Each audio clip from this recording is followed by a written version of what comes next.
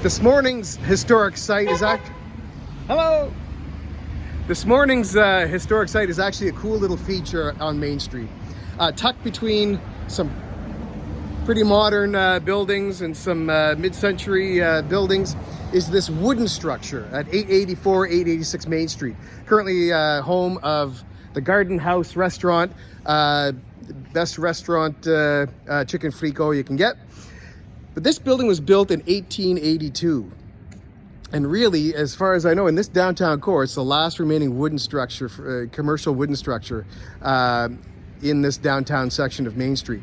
How it survived is constant use, constant occupation. That really is the savior of historic buildings.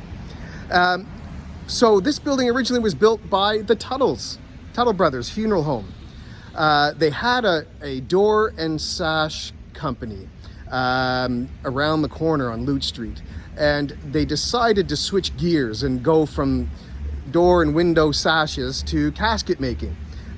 You'll never run out of having to make caskets. So they actually created this building to have a storefront on Main Street, and residences. Many of the Tuttle family would actually live in the upper stories.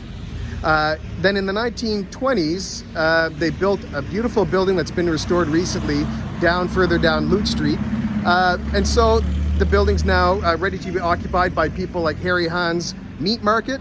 And if people older than a certain age in Moncton remember Kirsch's Menswear, this was home to Kirsch's Menswear for decades.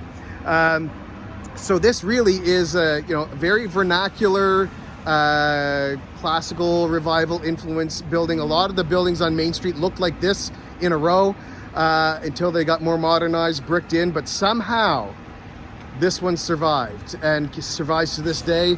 Garden House is open. There's always another business in the other half.